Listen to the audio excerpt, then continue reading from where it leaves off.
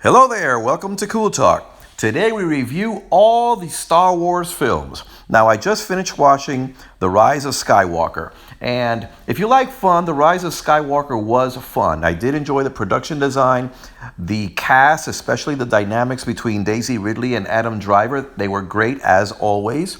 The music was awesome, special effects, of course. The entire cast was good. All the elements of the film was good. The only problem was the writing. And the problem here was that director J.J. Abrams had to undo some of the damage that was caused by the second installment with director Rian Johnson. So, as a result, the first half of the film is not as good as the second half. It's almost as if there were two movies here. Now, one of the main problems I had was the reintroduction of a character that I will mention at the end of this video when I give my spoiler review. Despite all of that, I do recommend the movie. I did have a lot of fun. I understand some fans will feel betrayed. I wish they had gone in another direction. I will talk about that later on in my spoiler review. But in a nutshell, someone once said, if it's not on the page, it's not on the stage. And as a result, this film lacked consistency. George Lucas, with all his problems with the prequels, at least was consistent. This new trilogy over here is disjointed, as if they were three standalone films, as if they had never sat around a table to discuss what are we going to do with this story? How do we get from point A to B to C to Z? It was chaotic, and we'll talk about that later in the spoiler review. But in the meantime, let me start from the very beginning and my personal experiences with Star Wars. Back in the 70s, a young George Lucas, an up-and-coming director, filmed THX, a very small, independent, low-budget science fiction film. But based on the strength of that film, the studios granted him the power to go ahead and film his next project, American Graffiti. It was a huge box office success. And then Lucas, who was friends with Francis Ford Coppola and Spielberg, had new acquired clout. But he didn't like the studio bullying him and taking control over his project, American Graffiti. So for his next project, Star Wars, he negotiated with the studio, waived his director's fee with the condition that he would get sequel rights and rights to all the merchandising. So the studio said, yes, no problem. And that turned out to be a huge money windfall for George Lucas. To do the special effects, George Lucas started a new company called Industrial Light and Magic, ILM. Just a bunch of young guys in a warehouse by the airport putting things together. Lucas worked hard, but despite his best efforts, Star Wars, the original cut, was horrible. The pacing was bad, the story was slow, the studio hated it. So what could he do? Well, he brought in his wife, Marsha Lucas, who was a film editor. And she improves the pacing, tightens the story, moves some things around. And what can I say? The result was an astounding success beyond George Lucas's wildest dreams. Star Wars would become a worldwide phenomenon, the biggest box office moneymaker of all time in 1977. It would go on to be nominated for several Oscars, winning many technical awards. George Lucas himself was nominated Best Writer, Best Director, and Producer, and his wife Marsha would win the Oscar for Best Editing. And here is where I come in. I was living overseas at the time, so I didn't see Star Wars A New Hope until several months later. I did know about the crowds that were lining up, and when I finally got around to seeing the movie, my expectations were too high. I was ready to be blown out of my seat, and lo and behold, it was just another good movie. I had never heard of Harrison Ford, Carrie Fisher, or Mark Hamill at the time. I found the love triangle a little confusing. I didn't know the movie was intended to be a trilogy. Now, one thing that was a little bit progressive at the time is the character of Princess Leia. She was a sassy heroine, not a little damsel that needed help. No, she could hold her own, taking over her own rescue. So that was refreshing. I learned to respect the movie later on with time. But my initial reaction was that it was not that big a deal, just very good popcorn entertainment. Now, it had its problems. Evangelicals condemned the film, thinking it was satanic or demonic, and that people shouldn't actually watch it, that to be careful, that it was dangerous. I didn't see any of that. I thought they were reading too much into it. Another problem the movie had with critics was that George Lucas had said he was inspired by the Vietnam War. And people started to wonder, well, does that mean the United States is the empire and that the rebels were the Viet Cong? Was George Lucas some kind of a communist? We never got the answer to that question, but we could say that George Lucas made a lot of money and we had a lot of fun. One thing that was new to me and to pretty much everybody were the special effects.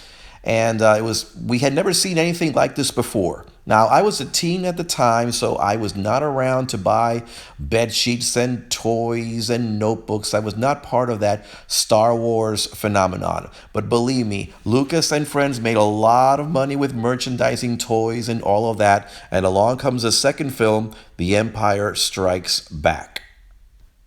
This time I was on board, and the new director, Irvin Kershner, who Lucas had hired, he was great. He kept the story tight. It was dramatic. The special effects, of course, were awesome, but this time he did away with all that stunted fake dialogue that Lucas likes. They resolved the love triangle. They introduced us to new characters, Yoda and Lando. And it was a dark tale. At the end of the film, the rebels were on the run. And Han Solo was frozen in carbonite. In other words, the good guys lost. I was surprised. But one of the best Star Wars films in the whole saga. Now, I'll admit, like many others, that Return of the Jedi was the weakest of the trilogy with new director Richard Marquand. But it's still a very good film. I very much enjoyed it. They tied up all the loose ends. Darth Vader kills the Emperor, comes back to the light. Luke completes his character arc and becomes a Jedi. A very, very good film. The Jedi speedster race, all of it was awesome. And it was the culmination of the saga, the end of the series. Many complain about the Ewoks being a little bit too cute, an obvious merchandise ploy to sell more toys. Yeah, all that is true, but still, an excellent series. The end of Star Wars, or so we thought. In the next 16 years, George Lucas would produce several hit films. His ILM special effects company would do the special effects for hundreds of movies. His VHS tapes of Star Wars would pass on to special editions. He delayed the DVDs from coming out, making more money this way. Hundreds of comic books and hundreds of books later, George Lucas would become a billionaire. But he had lost the eye of the tiger. And finally, his next film, the prequel, Phantom Menace. This time, I was going to go see Star Wars as a dad, dragging my 7-year-old kid along with me. Lucas, after 22 years of having not directed a film, would direct the prequels himself. And instead of unknowns, he brought in well-known stars Natalie Portman, Liam Neeson, and Ewan McGregor. And I was excited to stand in line to watch the first prequel. I had not even seen a trailer. And oh my goodness, what a disappointment. The special effects dominated the film. Lucas put special effects on every inch of the screen and it overwhelmed the senses, but at the same time, the fake acting and the stunted dialogue made even the most heartbreaking moments to be boring. And we also had Samuel Jackson as a Jedi with a Brooklyn accent. The only things that I could say were good about this film were the pod races. Now, Senator Palpatine was beginning his manipulations, but it was hard to understand. And the best part, of course, Darth Maul as a villain and the final Jedi fight was great. But the story was too many things were happening at the same time, and at the same time, none of it was interesting. It was horrible. Well, the second installment would be better, right? Wrong. Attack of the Clones was just as bad, if not even worse. Now, we knew that Padme and Anakin were going to hook up, so it didn't really matter. But even that was boring. There was no passion. It was a romance that was like dead on arrival. I don't see what this princess saw in this whiny kid. And that's all I really have to say about Attack of the Clones. I mean, nothing worked except, well, it was kind of fun to see Yoda picking up a lightsaber and fighting. But again, that was it. So we're left with this passionless love affair that leads to marriage. And then, of course, episode 3. Here, George Lucas finally kind of finds his legs. This is the best film of the prequels. But Lucas still insists on this fake acting and stunted dialogue. Now, Ian McDiarmid as Palpatine, who becomes the future emperor, he's good. He manipulates Anakin to his ways. Now, some complaints came out about the film. This line, "So this is how liberty dies," with thunderous applause, and only a Sith deals in absolutes. This happens when the senator manipulates the Senate to giving him absolute power. And this was seen as a betrayal of George W. Bush and his Patriot Act when he was acquiring power in order to put down his policy towards the Iraqi war. Many people felt that George Lucas was being treasonous. Most of us, for the most part, we didn't look at it that way. This was the best of the prequels. The Emperor finally becomes the Emperor. Anakin's character arc is not quite fulfilling. We see him finally turn to the dark side. That was fun. However, it didn't really convince me. He was doing all of this to save Padme. And by the end of the film, he inadvertently kills her, but in essence, she really dies in childbirth, giving birth to Luke and Leia. I like how it carried out. I like the way Darth Vader became Darth Vader, and I especially like the ending where baby Luke is taken over to his so-called birth planet, and his adoptive parents are staring out at the two suns, looking out there in hope. A good lead-in to episode 4, of course, which is The New Hope. And so 10 years go by, and a much older George Lucas decides to sell Lucasfilm to Disney. So Bob Iger, CEO of Disney, buys Lucasfilm for $4.1 billion. Now, with Lucas's approval, Kathleen Kennedy comes on board to be the producer and the head of the Star Wars trilogy, the new Star Wars trilogy. And so in 2015, we got Star Wars The Force Awakens. Now, the best thing about this new trilogy would be the cast. Daisy Ridley was very well cast as Rey, Adam Driver as Kylo Ren, the new villain, and the dynamics between them was the best thing. The cast was very well put together, and The Force Awakens was very thrilling and at the same time easy to follow. It was not confusing. It seemed that the film was finally in good hands. Popcorn entertainment again.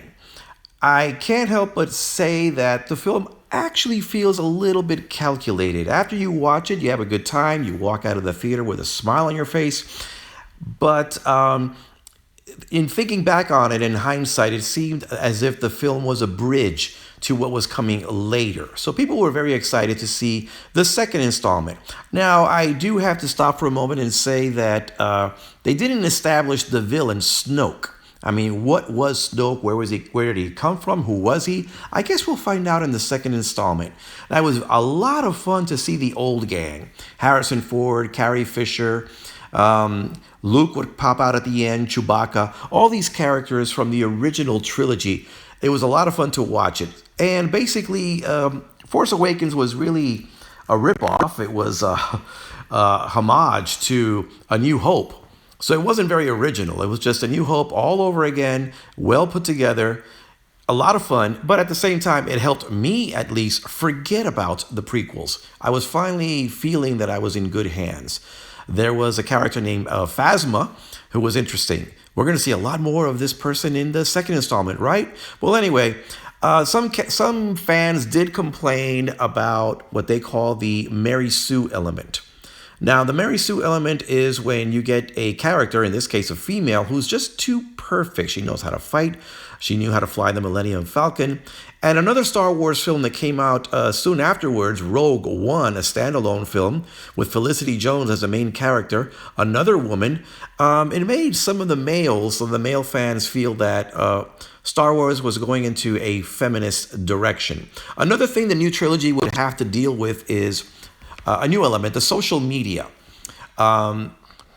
Facebook, Reddit, all of these elements of the social media, people were commenting and criticizing, and some of the people were a lot more vocal than others, and it could be actually misleading. On top of that, the iPhone had come out, and everybody and their grandmother could be a critic. Now, some also complained that Disney, in manipulating or being a little bit cash hungry, they succumbed in trying to appease the audience. If you look at this poster here, the character of Finn was not in the China poster. And Lupita Nyong'o was looked for to come out in the film as this character right over here. Of course, they used special effects to do that. I don't know why. But all in all, Force Awakens was a good, thrilling popcorn entertainment, And at the end of the film, here is Rey handing over the lightsaber to Luke. They need Luke to fight against the First Order. And there is Luke. And the film ends, and we can't wait to see the second installment. So we come to The Last Jedi. Look at these two posters. At the top of this poster, we have Rey, a female. At the top of this poster, we have Luke, a male. As if Disney's trying to please both female and male fans of Star Wars, appease the feminists and appease the misogynist males. And the movie over here, look at this actress. Her name is Marie Tran. She's Vietnamese. Disney was trying to corner the market in China, but why they got a Vietnamese actress, I don't know. The Chinese actually got upset. Right here we have Poe doing that phone disconnection joke, which was not funny. And here we have Rey handing out the lightsaber with her right hand, and her face has no emotion. She's impassive. At the end of the first film, she was holding out the lightsaber with her left hand, and look at her face, full of worry and emotion. But anyway, back to the second installment. She's handing out the lightsaber with her right hand. Luke takes the lightsaber and throws it over his shoulder. And people laughed, but we're off to a very bad start. Director Rian Johnson is disrespecting the fan base. Now, I do like that Luke, much as when he was young, he would start his training under Obi-Wan Kenobi, is now training Rey, even though reluctantly. And the interaction between these good actors is one of the best parts of the film. It was easier to follow, and I also like how Rey was trying to analyze her past, tried to find out where she came from.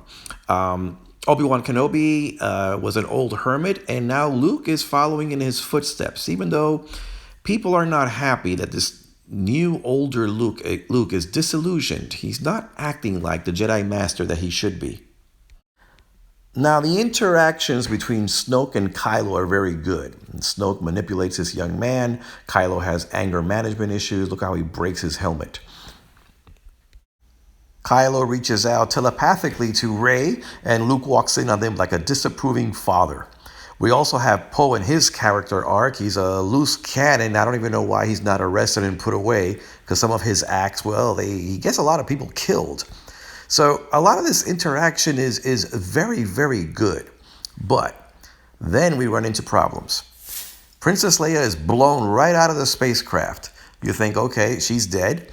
Carrie Fisher had died that year, so it could have worked. But however, she uses the Force and floats back to the spacecraft. Now, we didn't even know that Leia was so powerful in the Force.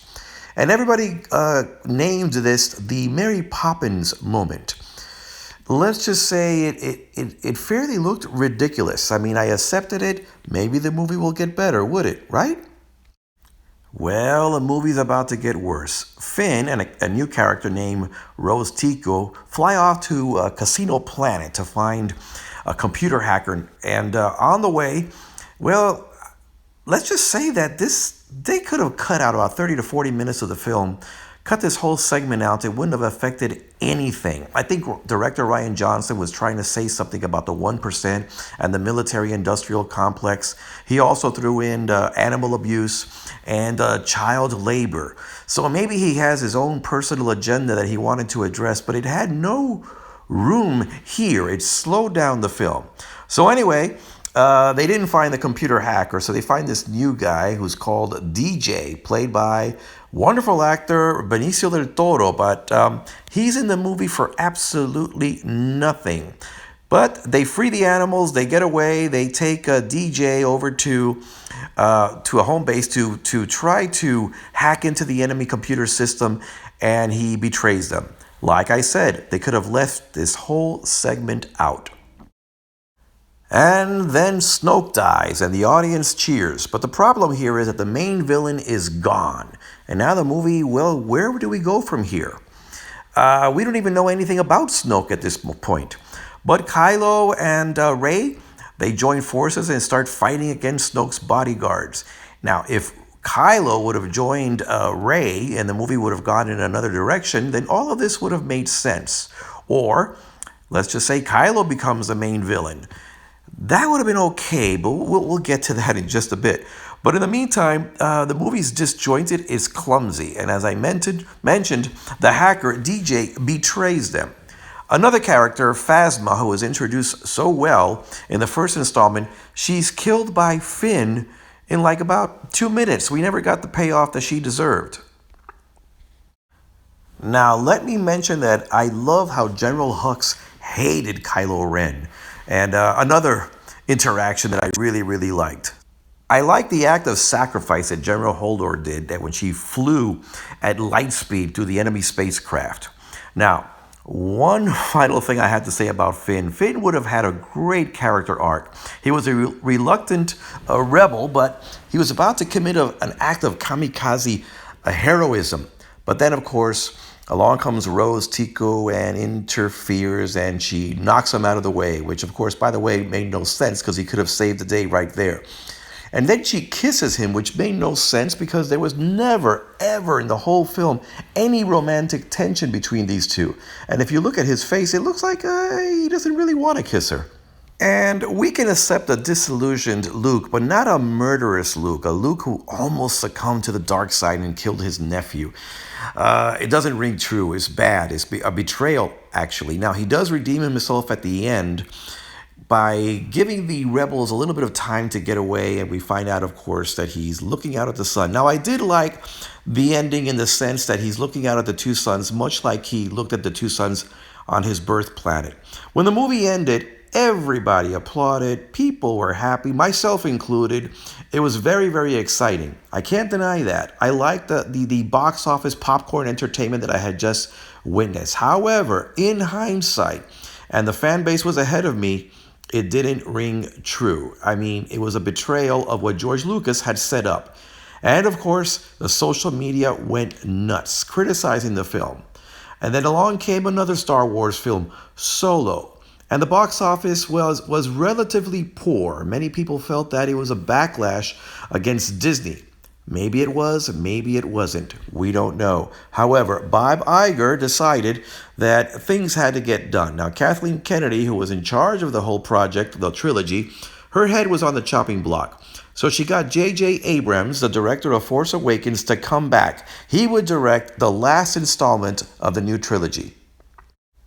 Now, one of the things that J.J. Abrams did, which I did not like, is that he took the Rose character played by Kelly Marie Tran, the Vietnamese actress, and put her in the sidelines. Why? Because the fan base, or I should say the trolls on the social media, were saying that she was bad, a bad actress, that she was fat, that she was ugly, and she was sidelined. And it was a very tragic casualty, and I don't know why J.J. Abrams decided to listen to these trolls. She could have very easily joined the cast, which a good thing about the movie is the cast is put together. They're all together. It saves time. It's easier to follow. She could have been one more member of this group right over here. So I think it's very unfortunate. She took her profile down from the social media. She was humiliated and very, very hurt by the attacks. But anyway, the cast was good. This third installment was, of course, better than The Last Jedi in many, many ways. However, it didn't address some of the problems, or it tried to address some of the problems of Last Jedi. It didn't completely succeed. And one of the issues that the film had was, the main issue was the introduction or reintroduction of a character, the Emperor, who had been dead in movie history about 40 years. It made no sense. And not only did it make no sense, it also betrayed the sacrifice that Luke and Anakin had made so many, many years before. Kylo Ren could have been the new villain very, very easily. They would have had to rewrite the story, gone along a different path, done something differently. Would have been much, much better. Now, I will say that the battle between Rey and Kylo Ren was very, very good. They fought. Waves were shooting up everywhere. It was a very, very good scene. And then when Rey, in a sense, succumbs to the dark side, and because he feels the presence of his mother who gives her life to save him, he lets his guard down and she kills him.